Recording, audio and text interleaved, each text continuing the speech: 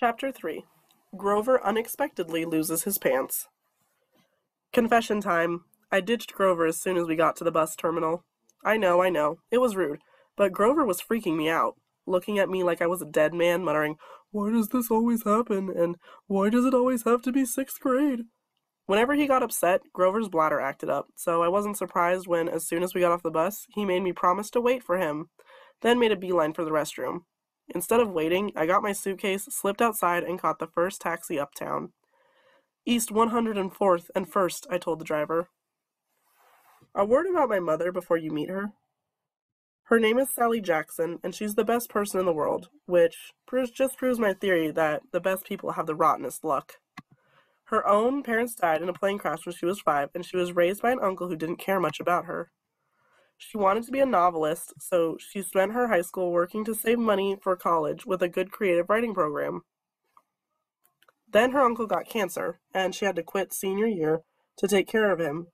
After he died, she was left with no money, no family, and no diploma. The only good break she ever got was meeting my dad. I don't have any memories of him, just sort of this warm glow, maybe the barest trace of his smile. My mom doesn't like to talk about him because it makes her sad.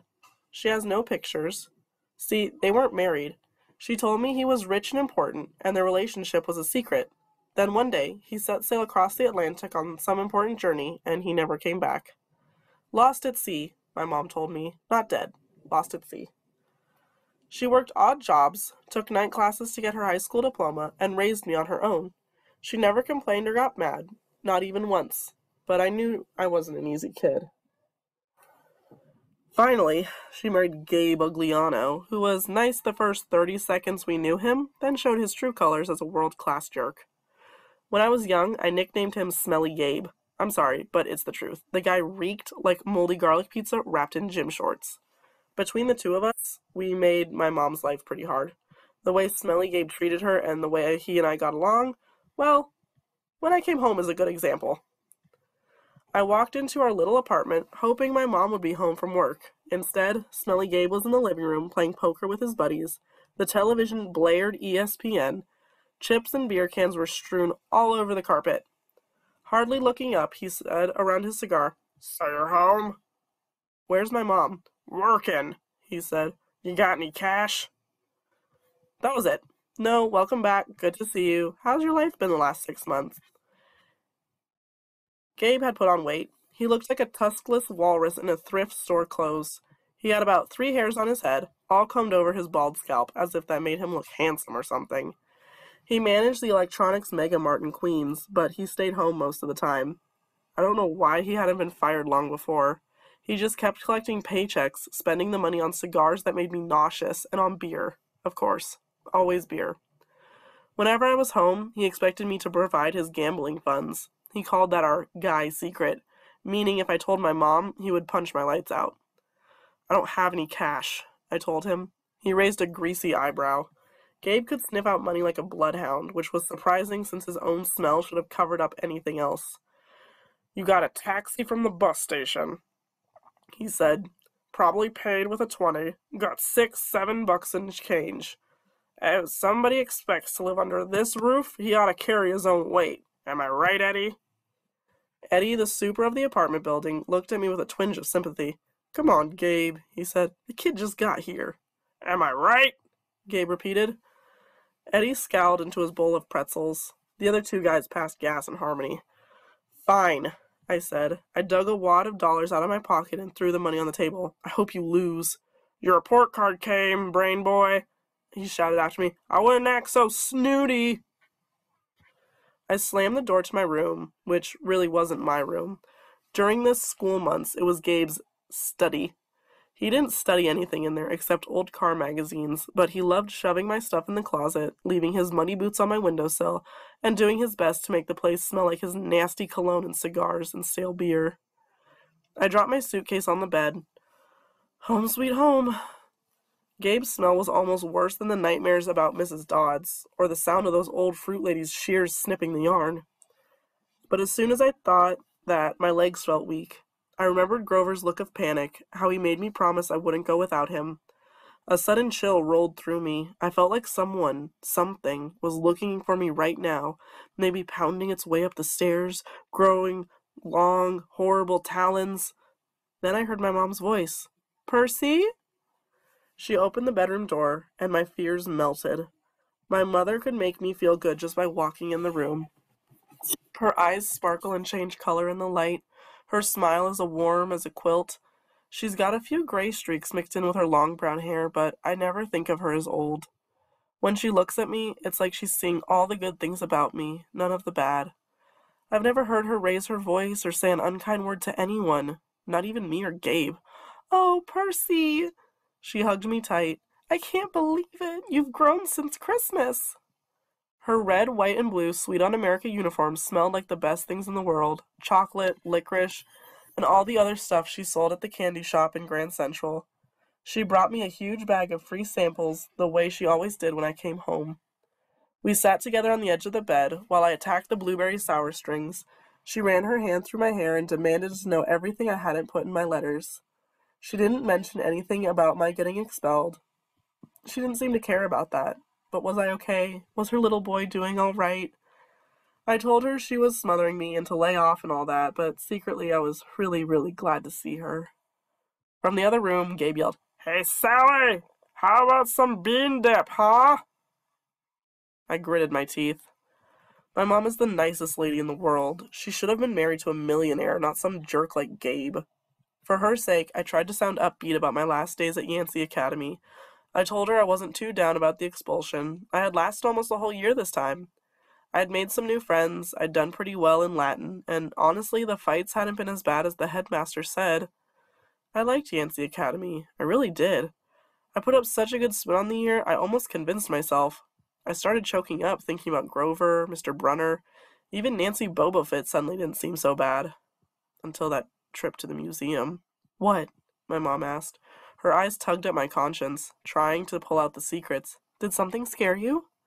"No, Mom." I felt bad lying. I wanted to tell her about Mrs. Dodds and the 3 old ladies with the yarn, but I thought it would sound stupid. She pursed her lips. She knew I was holding back, but she didn't push me. "I have a surprise for you," she said. "We're going to the beach." My eyes widened. "Montauk?" "3 nights, same cabin." "When?" She smiled. "As soon as I get changed." I couldn't believe it. My mom and I hadn't been to Montauk the last 2 summers because Gabe said there wasn't enough money. Gabe appeared in the doorway and growled, "Bean dip, Sally! Didn't you hear me?" I wanted to punch him, but I met my mom's eyes and I understood she was offering me a deal. Be nice to Gabe for a little while, just until she was ready to leave for Montauk, then we would get out of here. "I was on my way, honey," she told Gabe. "We were just talking about the trip." Gabe's eyes got small. "The trip? You mean you were serious about that?" "I knew it," I muttered. "He won't let us go." "Of course he will," my mom said evenly. "Your stepfather's just worried about money, that's all. Besides," she added, "Gabriel won't have to settle for bean dip. I'll make him enough 7-layered dip for the whole weekend. Guacamole, sour cream, the works." Gabe softened a bit. "So, this money for your trip, it's coming out of your clothes budget, right?" "Yes, honey," my mother said. "And you won't take my car anywhere but there and back?" "We'll be very careful." Gabe scratched his double chin. "Maybe if you hurt me with that 7-layered dip, and maybe if the kid apologizes for interrupting my poker game." "Maybe if I kick you in your soft spot," I thought, "and make you sing soprano for a week." But my mom's eyes warned me not to make him mad. Why did she put up with this guy? I wanted to scream. Why did she care what he thought? "I'm sorry," I muttered. "I'm really, really sorry I interrupted your incredibly important poker game. Please go back to it right now." Gabe's eyes narrowed. His tiny brain was probably trying to detect sarcasm in my statement. "Yeah, whatever," he decided. He went back to his game. "Thank you, Percy," my mom said. "Once we get to Montauk, we'll talk more about whatever you've forgotten to tell me, okay?"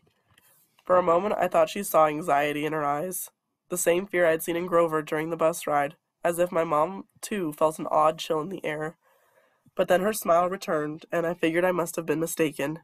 She ruffled my hair and went to make Gabe his 7-layered dip. An hour later, we were ready to leave. Gabe took a break from his poker game long enough to watch me lug my mom's bags to the car. He kept griping and groaning about losing her cooking and, more important, his '78 Camaro for the whole weekend. "Not a scratch on this car, brain boy," he warned me as I loaded the last bag. "Not one little scratch." Like I'd be the one driving. I was 12. But that didn't matter to Gabe. If a seagull so much as pooped on his paint job, he'd find a way to blame me. Watching him lumber back toward the apartment building, I got so mad I did something I can't explain. As Gabe reached the doorway, I made the hand gesture I'd seen Grover make on the bus, a sort of warding off evil gesture, a clawed hand over my heart, and then shoving motion towards Gabe. The screen door slammed shut so hard it whacked him in the butt and sent him flying up the staircase as if he'd been shot from a cannon. Maybe it was just the wind or some freak accident with the hinges, but I didn't stay long enough to find out. I got in the Camaro and told my mom to step on it. Our rental cabin was on the South Shore, way out at the long tip of Long Island. It was a pastel box with faded curtains, half sunken in the dunes. There was always sand in the sheets and spiders in the cabinets, and most of the time the sea was too cold to swim in. I loved the place. We'd been going there since I was a baby. My mom had been going even longer. She never exactly said, but I knew why the beach was special to her. It was the place where she met my dad. As we got closer to Montauk, she seemed to grow younger, years of worry and work disappearing from her face, her eyes turned the color of the sea. We got there at sunset, opened all the cabin's windows, and went through our usual cleaning routine. We walked on the beach, fed blue corn chips to the seagulls, and munched on blue jelly beans, blue saltwater taffy, and all other free samples my mom had brought home from work. I guess I should explain about the blue food. See, Gabe had once told my mom that there was no such thing. They had this fight, which seems like a really small thing at the time, but ever since, my mom went out of her way to eat blue. She baked blue birthday cakes, she mixed blueberry smoothies, she bought blue corn tortilla chips, and brought home blue candy from the shop. This, along with keeping her maiden name, Jackson, rather than calling herself Mrs. Ugliano, was proof that she wasn't totally suckered by Gabe. She did have a rebellious streak, like me. When it got dark, we made a fire. We roasted hot dogs and marshmallows. Mom told me stories about when she was a kid, back before her parents died in the plane crash. She told me about the books she wanted to write someday, when she had enough money to quit the candy shop. Eventually, I got up the nerve to ask about what was always on my mind whenever we came to Montauk, my father. My mom's eyes went all misty. I figured she would tell me the same thing she always did, but I never got tired of hearing them. "He was kind, Percy," she said, "tall, handsome, and powerful.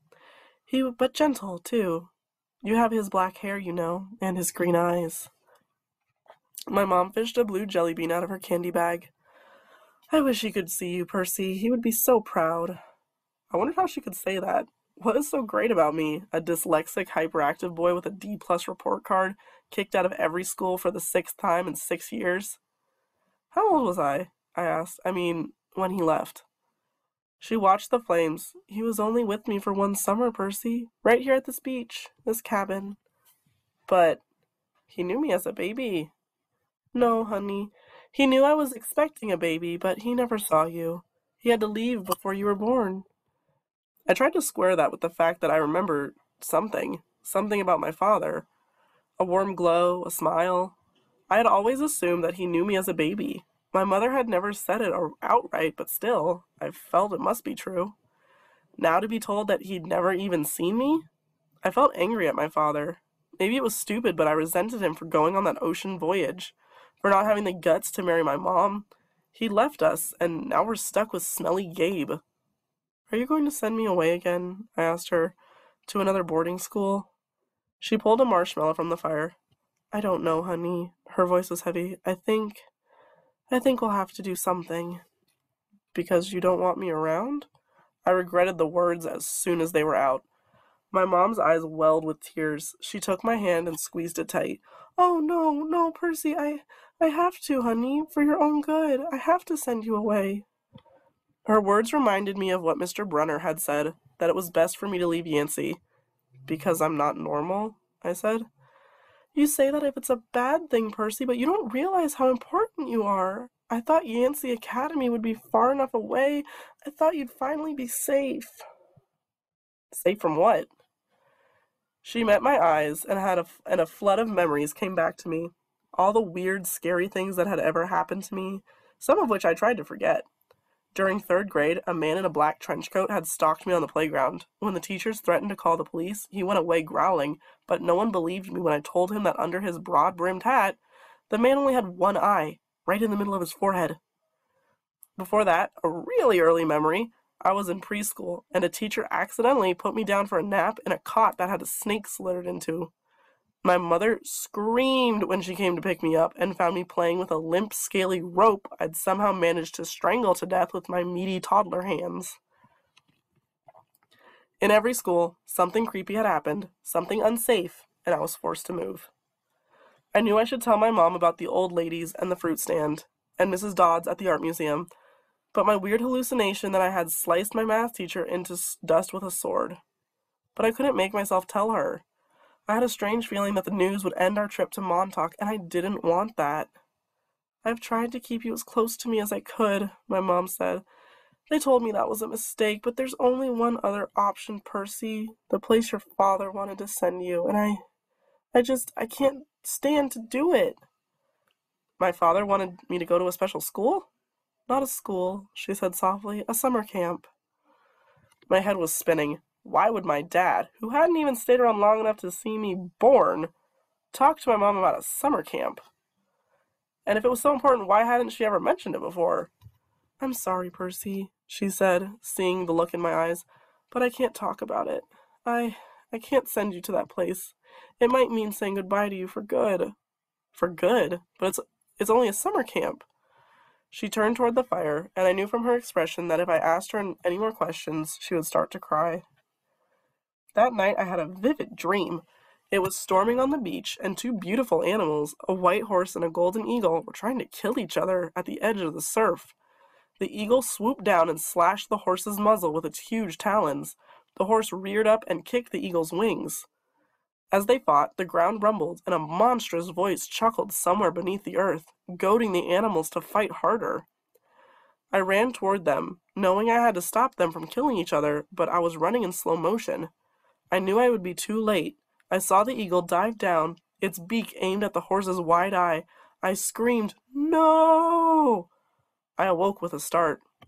Outside it really was storming, the kind of storm that cracks trees and blows down houses. There was no horse or eagle on the beach, just lightning making false daylight, and 20-foot waves pounding the dunes like artillery. The next thunderclap my mom woke. She sat up, eyes wide, and said, "Hurricane." I knew that was crazy. Long Island never sees hurricanes this early in the summer, but the ocean seemed to have forgotten. Over the roar of the wind, I heard a distant bellow, an angry, tortured sound that made my hair stand on end. Then a much closer noise, like mallets on the sand, and a desperate voice, someone yelling and pounding on our cabin door. My mother sprang out of bed in her nightgown and threw open the lock. Grover stood framed in the doorway against the backdrop of pouring rain, but he wasn't exactly Grover. "Searching all night," he gasped. What were you thinking?" My mother looked at me in terror. Not scared of Grover, but of why he'd come. "Percy," she said, shouting to be heard over the rain. "What happened at school? What didn't you tell me?" I was frozen, looking at Grover. I couldn't understand what I was seeing. "Oh, Zokai Aloi Theoi," he yelled. "It's right behind me! Didn't you tell her?" I was too shocked to register that he had just cursed in ancient Greek, and I understood him perfectly. I was too shocked to wonder how Grover had gotten here by himself in the middle of the night, because Grover didn't have his pants on, and where his legs should be. My mom looked at me sternly and talked in a tone she had never used before. "Percy, tell me now!" I stammered something about the old ladies in the fruit stand and Mrs. Dodds, and my mom stared at me, her face deathly pale in the flashes of lightning. She grabbed her purse, tossed me my rain jacket, and said, "Get to the car, both of you, now, go!" Grover ran for the Camaro, but he wasn't exactly running. He was trotting, shaking his shaggy hindquarters, and suddenly his story about muscular disorder in his legs made sense to me. I understood how he could run so fast and still limp when he walked. Because where his feet should be, there were no feet. There were cloven hooves.